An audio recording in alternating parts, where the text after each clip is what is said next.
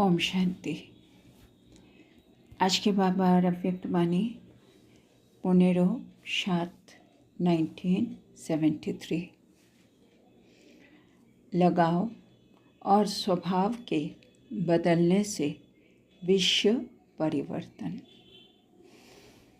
तो बाबा বলছেন যদি আমাদের মধ্যে যে আসক্তি আছে বা আমাদের মধ্যে যে স্বভাব আছে এই দুটো যদি পরিবর্তন হয় তাহলে কিন্তু বিশ্ব পরিবর্তন হবে। तो बाबा बोलছেন क्या आवाज़ से परे शांत स्थिति इतनी ही प्रिय लगती है कि जितनी आवाज़ में आने की स्थिति प्रिय लगती है। তো বাবা আমাদেরকে জিজ্ঞেস করছেন কি শব্দের ঊর্ধ্বে যে আমরা শান্তির অবস্থায় যখন থাকি সেটা আমাদের অনেক প্রিয় মনে হয়, একইভাবে এই শব্দের দুনিয়াতে আসা সেটাও কি আমাদের প্রিয় লাগে?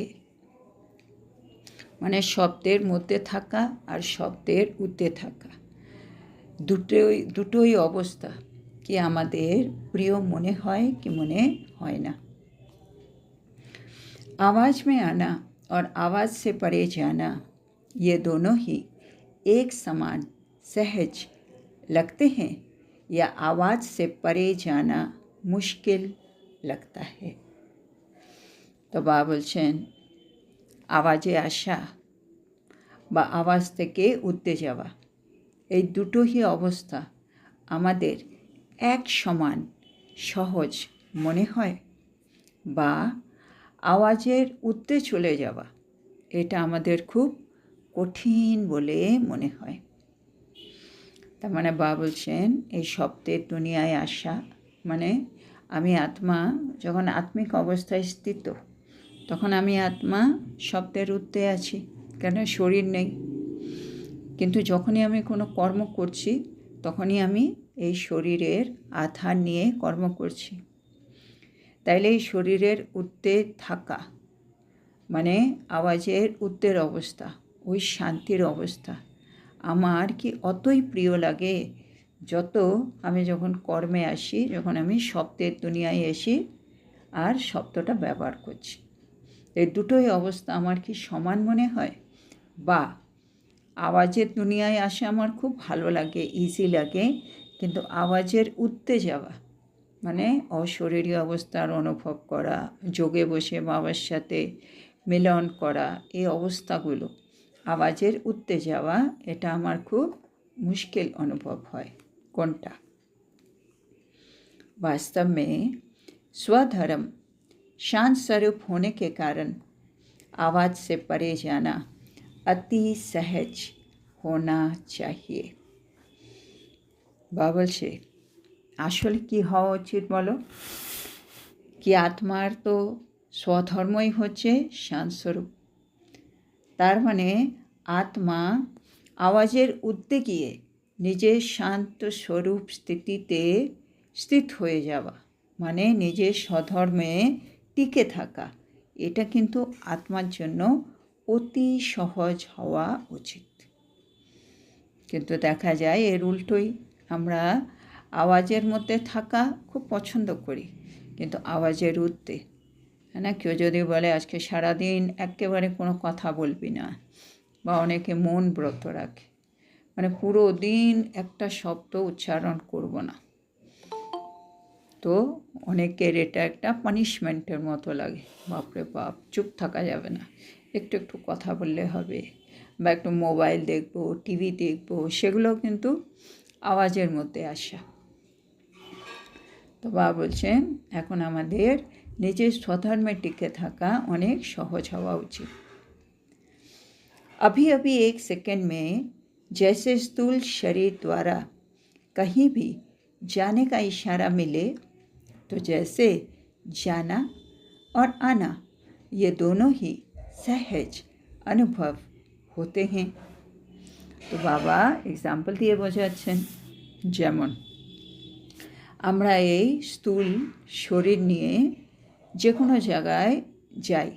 কেউ ধর আমাকে বলল এখন তোমাকে কাশ্মীরে যেতে হবে, কোনো একটা সেবা আছে, তো আমি আত্মা এই শরীর নিয়ে যাব, আবার শরীর নিয়ে আবার ফিরে আসব।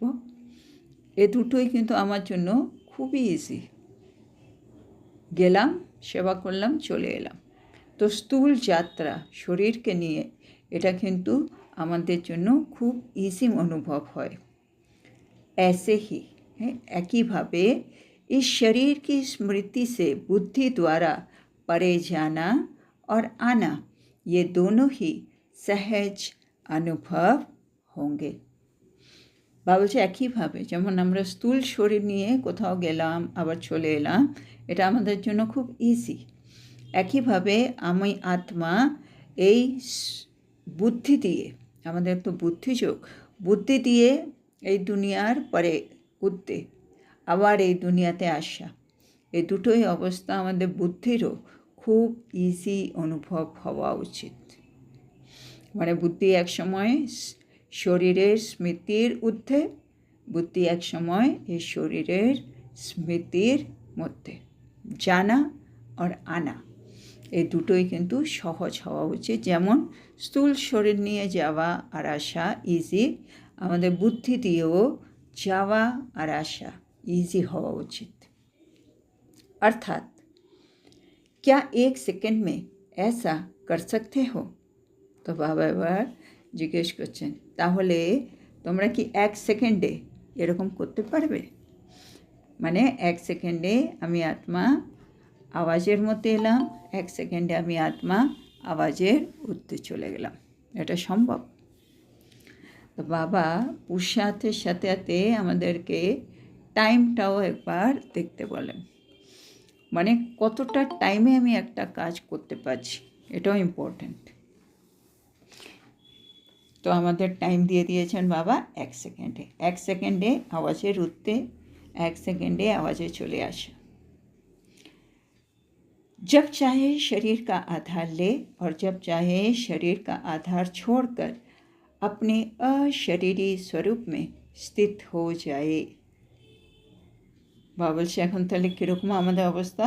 আমি আত্মা যখন চাইব তখনই এই শরীরের আধার নিলাম, আর যখন আমার দরকার নেই, কোনো কর্ম নেই, আমি আত্মা এই শরীরের আধার ছেড়ে দিয়ে নিজেকে একেবারে अशरीरी अवस्थाয় স্থিত করে দিই। क्या ऐसे अनुभव चलते फिरते करते रहते हो? তো ভাব বলছে তাহলে কি এরকম একটা अशरीरी অবস্থার অনুভব তোমরা কি চলা ফেরা সব সময় এরকম একটা সুন্দর অনুভব করতে পারো? जैसे शरीर धारण किया वैसे ही फिर शरीर से न्यारे हो जाना, इन दोनों का क्या एक ही अनुभव करते हो? বাবা আজকে বারে বারে এই পুরুষার্থটাকে একেবারে আমাদের পাকা করে নিতে বলছে যে আমি আত্মা যখন দরকার তখনই আমি এই শরীরটা ধারণ করলাম, আর যখন আমার দরকার নেই এই শরীরটাকে ছেড়ে দিলাম, ডিট্যাচ হয়ে গেলাম, ন্যাড়া হয়ে গেলাম। আর এই দুই অবস্থাতেই আমার কিন্তু অনুভব একই রকম আছে। মানে শরীর ধারণ করলেও আমি আত্মা অতি সহজে সব কিছু করতে পারছি, শরীরের ঊর্ধ্বে আমি আত্মা খুব সহজ স্থির অচল অডল অবস্থায় আছি। यही अनुभव अंतिम पेपर में फर्स्ट नंबर लाने का आधार है। বা বলছে এই অভ্যাসটা যদি আমরা করে নিতে পারি তাহলেই কিন্তু আমাদের যে লাস্ট পেপার হবে, অন্তিম পেপার, সেখানে আমরা কিন্তু ফার্স্ট নাম্বার নিতে পারব। তার মানে বা বলছে আমরা যদি ফার্স্ট নাম্বারে আসতে চাই তাহলে আমাদেরকে লাস্ট পেপারের জন্য তৈরি থাকতে হবে। লাস্ট পেপার তো বাবা আগের থেকেই বলে দিয়েছে, আর তার টাইমও বলে দিয়েছে এক সেকেন্ড, আর সেটারই পুরুষার্থ বাবা বলছেন এক সেকেন্ডে শরীর ধারণ করলাম, এক সেকেন্ডে শরীর থেকে ডিট্যাচ হয়ে গেলাম। तो बाबा बोलছেন, जो लास्ट पेपर देने के लिए अभी से तैयार हो गए हो या हो रहे हो, তাহলে বাবা বলছে একেবারে লাস্ট পেপারটা দেওয়ার জন্য তোমরা কি এখন থেকে তৈরি আছো না এখনও তৈরি হচ্ছ? দুটো জিনিস, একটা হচ্ছে বাবা আমি তৈরি হয়ে গেছি, একটা হচ্ছে বাবা এখন আমি তৈরি হচ্ছি। তো বাবা বলছে কোনটা? जैसे विनाश करने वाले एक इशारा मिलते ही अपना कार्य संपन्न कर देंगे। বাবা বলছে এক্সাম্পল দিয়ে, যেমন দেখো বিনাশকারী যে আত্মা মানে ধ্বংসকারী আত্মা, তারা সামান্যতম ও যদি একটু সংকেত পায়, ইশারা পায়, তাহলেই কিন্তু তারা সব কাজ সম্পন্ন করে দেবেন। অর্থাৎ विनाशकारी आत्माएं इतनी एवर रेडी है, তার মানে যে ধ্বংসকারী আত্মা তারা একেবারে কিন্তু সদা প্রস্তুত হয়ে বসে আছে, এবার রেডি হয়ে বসে আছে। কি? ওরা খালি একটুখানি একটা ইশারা পাবে আর ধ্বংসের কাজ শুরু হয়ে যাবে। तो विनाशकारी आत्माएं इतनी एवर रेडी है कि एक सेकंड के इशारे से अपना कार्य अभी से प्रारंभ कर सकती है। तो बाबा बोलছেন বিনাশকারী আত্মারা কিন্তু একেবারে এভার রেডি হয়ে বসে আছেন। তারা এক সেকেন্ডের একটা সংকেত পাবে, বাস ওরা ধ্বংসের কাজ শুরু করে দেবে। কি বলছেন? तो क्या विश्व का नवनिर्माण करने वाली अर्थात स्थापना के निमित्त बनी हुई आत्माएं ऐसे एवर रेडी है? तो बाबा বলতে চাইছে দেখো যারা ধ্বংস করবে বিনাশকারী আত্মা তারা কিন্তু এভার রেডি হয়ে বসে আছে, খালি ওরা একটা সংকেত পাবে কি বিনাশ শুরু করো, ওরা করে ফেলবে। কিন্তু বিনাশ তো হবে যখন স্থাপনার কাজটা কমপ্লিট হয়ে যাবে। জন্য বাবা জানতে চাইছে তোমরা হলে বিশ্বের নবনির্মাণকারী আত্মা, তোমরা এই যজ্ঞটা হ্যাঁ না যে আরম্ভ হয়েছে সেটা শেষ হবে যখন সত্যযুগ স্থাপনা হয়ে যাবে। তো আমরা হচ্ছি স্থাপনার কাজে নিমিত্ত আত্মা। আমরাও কি এভার রেডি আছি? আমরা যখন এভার রেডি হয়ে যাব আমরা ধ্বংসকারী আত্মাদেরকে একটা ইশারা দেব, সংকেত দেব, তারা ধ্বংসের কাজ আরম্ভ করে দেবে। কিন্তু তার আগে বিশ্বের নবনির্মাণ যারা করবে সে নিমিত্ত আত্মারা কি এভার রেডি আছে? তার মানে জানতে চাইছে আমরা কি এভার রেডি আছি? কি বাবা একটা ইশারা দেবে আর আমরা বাবার সাথে उड़े चले যাব, एवर रेडी। अपनी स्थापना का कार्य ऐसे कर लिया है जिससे विनाशकारियों को इशारा मिले। तो बाबा বলছে এখন যে স্থাপনার কাজ বাকি ওগুলো আমাদের কিন্তু কমপ্লিট করে নেওয়া উচিত। তারপরে কিন্তু যে ধ্বংসকারী আত্মারা আছে তারা কিন্তু সংকেত পেয়ে যাবে কি হ্যাঁ সব নিমিত্ত আত্মারা সম্পূর্ণ হয়ে গেছে, এখন ধ্বংসের কাজ করা যেতে পারে। जैसे यादव सेना ने फुल फोर्स से तैयारी की हुई है, क्या वैसे ही पांडव सेना भी अपने सर्व तैयारियां करके समय का इंतज़ार कर रही है। बाबा বলছেন যাদব বাহিনীদের দেখো তারা কিন্তু পূর্ণ শক্তিতে প্রস্তুত হয়ে বসে আছে, है ना, বাইরের দেশ সব বম টম বানিয়ে রেডি হয়ে বসে আছে। বাবা বলছে একইভাবে তোমরাও তো পাণ্ডব বাহিনী, পাণ্ডব সেনা, তোমরাও কি সমস্ত প্রস্তুতি সম্পন্ন করে তোমরাও কি সঠিক সময়ের জন্য অপেক্ষা করছো? মানে যাদব বাহিনী রেডি আর তোমরাও রেডি আছো কিনা? ऐसे एवर रेडी हो। তো আমাদের জানতে চাইছে কি আমরা এরকম এভার রেডি হয়ে বসে আছি, মানে সব প্রস্তুতি কমপ্লিট করে সঠিক সময়ের অপেক্ষার জন্য বসে আছি। जैसे लाइट हाउस और पावर हाउस एक सेकंड के स्विच ऑन करने से चारों ओर लाइट व माइट फैला देते हैं। बाबा एबार एग्जाम्पल दिए आमादेरके आरेकटु भालो करे बोझाচ্ছে। যেমন দেখো লাইট হাউস, যেমন দেখো পাওয়ার হাউস, এগুলোতে কি হচ্ছে, এক সেকেন্ডে তুমি সুইচ অন করলে চারোদিকে হ্যাঁ সব দিকে লাইট ছড়িয়ে গেল আর মাইট ছড়িয়ে গেল। क्या ऐसे ही पांडव सेना एक सेकेंड के डायरेक्शन प्रमाण लाइट हाउस और माइट हाउस बन सर्व आत्माओं को लाइट और माइट का वरदान दे सकती है। तो बाबा बोलছে যেমন স্থূল লাইট হাউস থাকে, পাওয়ার হাউস থাকে, এদের সুইচটা জাস্ট আমরা অন করব, এক সেকেন্ডের মধ্যে তারা সব দিকে লাইট ছড়িয়ে দেয়, মাইট ছড়িয়ে দেয়।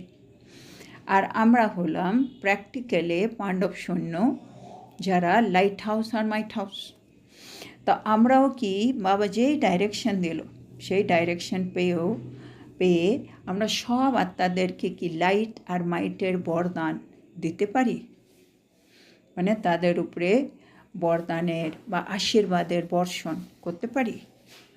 মানে স্থূল লাইট হাউস পাওয়ার হাউস এক সেকেন্ডে করছে, আমরাও কি পারছি? বাবা ডাইরেকশন দিল আর আমরা সাথে সাথে লাইট আর মাইটের বরদান দিচ্ছি, সেটা পারছি? বা চেক করতে বলছেন। जैसे स्थूल नज़र एक सेकंड में एक स्थान पर बैठे चारों ओर देखती है,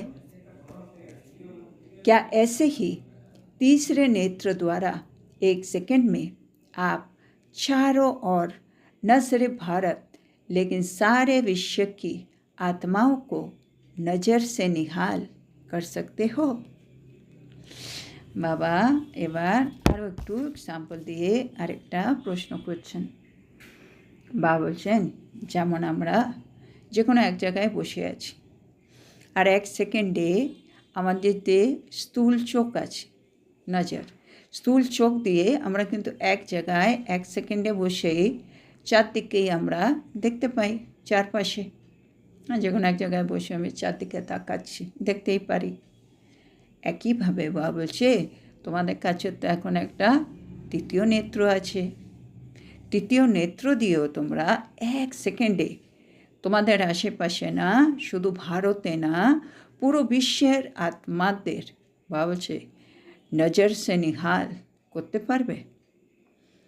মানে ওদেরকে মানে সকাশ দেওয়া, নয়ন দিয়ে ভাইব্রেশন দেওয়া, সেগুলো কি আমরা পারবো?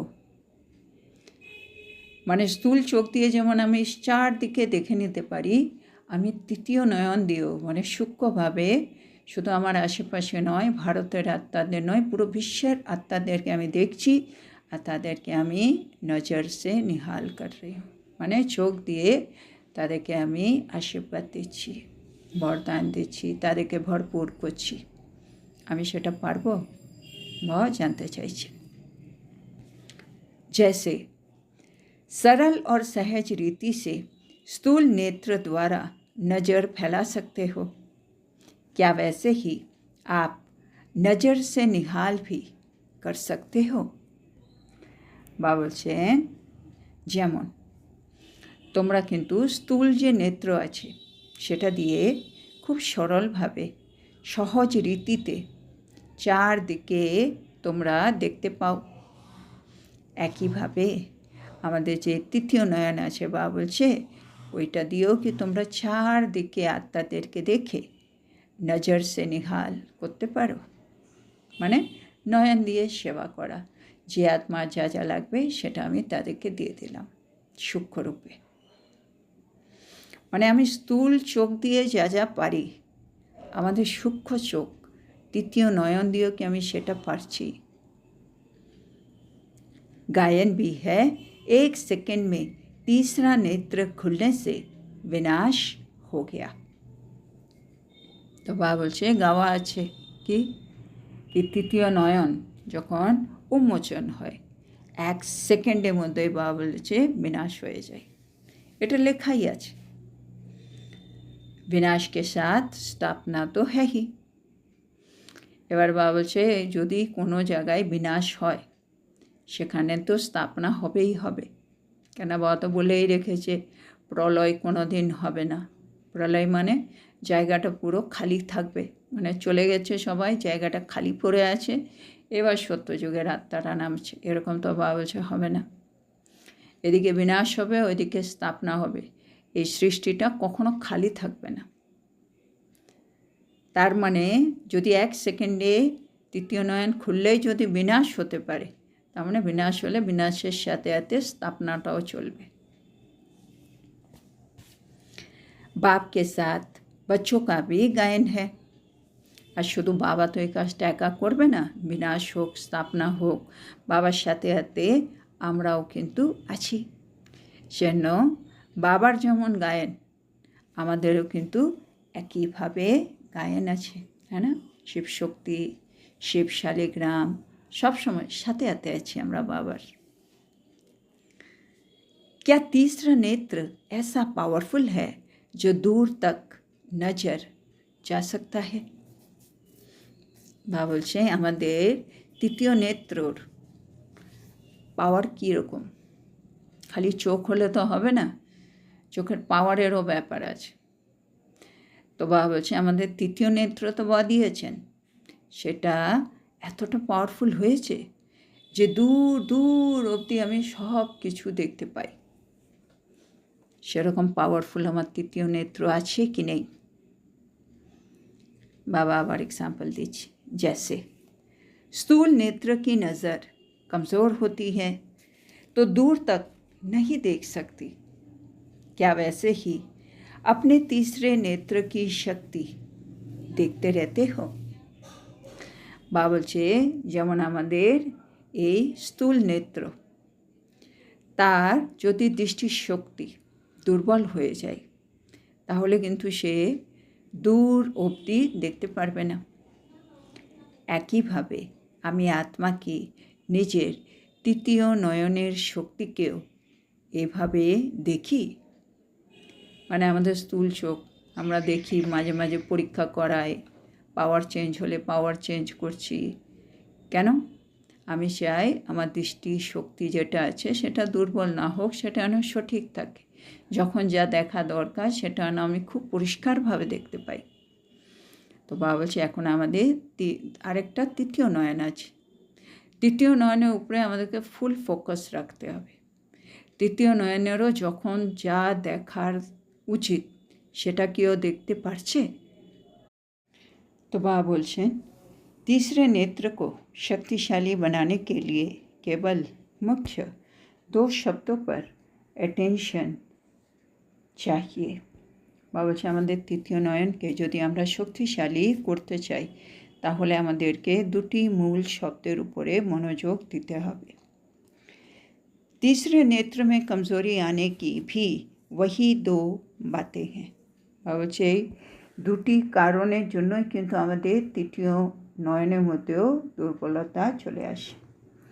তো वो कौन सी है? মানে ওই 2টো শব্দ কি? স্থূল नज़र के कमज़ोर होने के कारण क्या होता है? বাবা বলছে যে আমাদের শারীরিক দৃষ্টিশক্তি আছে এটা যে দুর্বল হয়ে যায়, মানে আমাদের যে পাওয়ার বেড়ে যায়, ওটার মেইন কারণ কি? ব্রেন ওয়ার্ক का ज़्यादा होना। বাবা বলছে আমরা এখন সারাদিন অতিরিক্ত মানসিক পরিশ্রম করি, সারাদিন ল্যাপটপে মোবাইলে অনলাইনে কাজ হচ্ছে, সেজন্য আমাদের ব্রেন ওয়ার্কটা বেশি হচ্ছে, সেজন্য আমাদের দৃষ্টি কমে যাচ্ছে। लेकिन इन सभी बातों को 2 शब्दों के सार में लाने से अटेंशन रखना सहज हो जाता है। বাবা বলছে কিন্তু এই সব বিষয়গুলি 2টো শব্দের মধ্যে সংক্ষেপে কিন্তু ঢুকে আছে। আমরা যদি ওই 2টো শব্দের উপরে অ্যাটেনশন দিই তাহলে কিন্তু সব সহজ হয়ে যাবে। तो कमज़ोरी लाने के 2 शब्द है, एक लगाव, दूसरा पुराना स्वभाव। তো বাবা বলছে আমাদের জীবনে দুর্বলতার জন্য দায়ী হচ্ছে 2টি শব্দ, সেটা হচ্ছে আসক্তি আর পুরনো স্বভাব। किसी को अपना पुराना स्वभाव कमज़ोर करता है और कोई को किसी प्रकार का लगाव कमज़ोर करता है। বাবা বলছে কারো কারো মধ্যে আসক্তির জন্য দুর্বলতা চলে আসে, আর কারো কারো মধ্যে পুরনো স্বভাবের জন্য কিন্তু দুর্বলতা চলে আসে। ये दोनों मुख्य कमजोरियां हैं। ये দুটোই হচ্ছে প্রধান দুর্বলতা। इसका विस्तार बहुत है। এটার কিন্তু পরিধি কিন্তু খুবই বিশাল। हर एक का कोई ना कोई लगाव है और हर एक में नंबरवार परसेंटेज से अभी तक पुराना स्वभाव है। ভাবছে আমাদের প্রত্যেকের মধ্যে কোনো না কোনো জিনিসের প্রতি আকর্ষণ তো আছেই, মানে আমরা আসক্তির বন্ধনে আছি। আর দ্বিতীয়, আমরা আমাদের পুরনো স্বভাবের জন্য কিন্তু नंबरवार হয়ে গেছি, क्रम अनुसार হয়ে আছি। यदि ये स्वभाव और लगाव बदल जाए तो विश्व भी बदल जाएगा। ভাবছে আমাদের এই স্বভাব আর এই আসক্তি যদি পরিবর্তিত হয়ে যায় তাহলে কিন্তু বিশ্ব পরিবর্তন হয়ে যাবে। क्योंकि जब विश्व के परिवर्तक स्वयं ही नहीं बदले हैं तो वो विश्व को कैसे बदल सकते हैं। ধম্বা বলছে আমরা হচ্ছে বিশ্ব পরিবর্তনের নিমিত্ত আত্মা। যতক্ষণ আমরা নিজেকে পরিবর্তন করছি না, এই সংসারটা কি করে পরিবর্তন হবে। তো আজকে আমরা এখানেই থামব। আজকে বাবা বলছেন আত্মার স্বধর্ম হচ্ছে শান্তি, সেজন্য আত্মা আওয়াজের ঊর্ধ্বে গিয়ে নিজের শান্তস্বরূপ স্থিতির অনুভব করবে, এটা কিন্তু খুব সহজ হওয়া উচিত। মানে আওয়াজের ঊর্ধ্বে যাওয়া এটা আত্মার জন্য কিন্তু অনেক সহজ হওয়া উচিত। তারপরে বাবা বলছেন এখন আমাদের সম্পূর্ণ হয়ে এভারেডি হয়ে ধ্বংসকারী যে আত্মারা আছে তাদেরকে কিন্তু আমাদেরকে সংকেত দিতে হবে, ইশারা দিতে হবে। তারপরে বাবা বলছে যেমন আমাদের স্থূল নজর দিয়ে এক জায়গায় বসে এক স্থানে আমি সব কিছু দেখতে পাই, আমাদেরকে এবার চেক করতে হবে কি আমি আত্মা আমাদের যে জ্ঞানের তৃতীয় নয়ন আছে আমাদের কাছে সেটা যেন সব সময় খোলা থাকে। তার জন্য বাবা বলছে যেমন আমাদের স্থূল নেত্র তার মধ্যে পাওয়ার চলে আসে, কেন আমরা ব্রেন ওয়ার্ক এখন বেশি করছি। একইভাবে বলছে আমাদের যে তৃতীয় নয়ন আছে তার মধ্যেও পাওয়ার কমে যাচ্ছে, কারণ আসক্তি আর পুরনো স্বভাব আমাদের মধ্যে এখনও রয়ে গেছে।